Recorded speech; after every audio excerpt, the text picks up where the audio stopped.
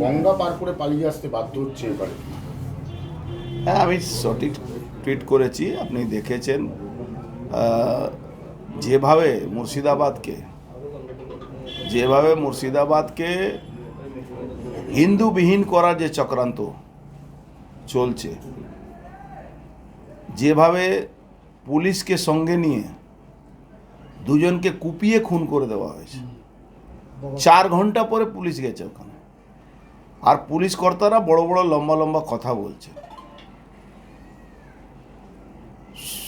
হিন্দু পরিবার, সনাতনী মেয়েরা, বাচ্চারা নৌকা পার করে মালদা দিকে পলায়ন করছে, মুর্শিদাবাদ থেকে পলায়ন করছে। আপনি আরও একটা আমার কাছে ভিডিও এসছে, সেটাও আমি টুইট করছি। তো যেখানে মমতা ব্যানার্জি আজকে 15 দিন ধরে একটা কথা বলতেন, রামনবমীতে দাঙ্গা করবে, হিন্দুরা সনাতনীরা দাঙ্গা করবে, ঈদের নামাজের দিন রেড রোডে দাঁড়িয়ে উনি বলেছেন হিন্দু ধর্ম গন্দা ধর্ম। উনি যদি এখন হিন্দু সাজার চেষ্টা করছেন, অথচ উনি হিন্দু নন। যদি উনি হিন্দু থাকেন, নিজেকে বলছেন আমি ব্রাহ্মণ ঘরের মেয়ে, ছেড়ে দিন ব্রাহ্মণ ঘর। উনি যদি মুখ্যমন্ত্রী পদ মর্যাদা ওনার যদি কাছে থাকে, একবার শুধু বলুন কি ওয়াকফ বোর্ডের যে অ্যামেন্ডমেন্ট হয়েছে, যেটা আইন পাস হয়েছে, তারপরে যে তাণ্ডব হয়েছে, ওনার পুলিশ তার সহযোগিতা করেনি। একবার উনি বলুন কি এই দাঙ্গাটা, এই ঘটনাটা মুসলমান করেছে। উনি তো একটা ধর্মকে, হিন্দু ধর্মকে, সনাতন ধর্মকে গন্দা ধর্ম বলেছিলেন।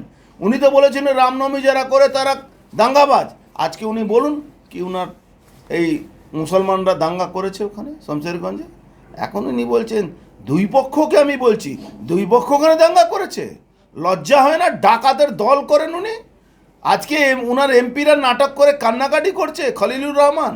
আজকে শমশেরগঞ্জের এমএলএ নাটকবাজি করছে কি আমার উপরে হামলা হয়েছে। এই ভিড়টা উনি বলছেন তো, এই ভিড়টা সামাল দেওয়া যাচ্ছে না। যেদিন বিহার আর ইউপি থেকে, বিহার আর ঝাড়খণ্ড থেকে হিন্দুদেরকে নিয়ে ওখানে আমরা ঢুকবো, একদিনে খালি করে দেব মুর্শিদাবাদ মালদাকে, একদিনে খালি করে দেব। একদিন লাগবে আমাদের। আর সিদ্দিকুল্লাহ চৌধুরী বলছে কলকাতা আমি অচল করে দেব।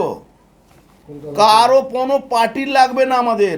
কলকাতা বাইরে থেকে লোক আনতে হবে না।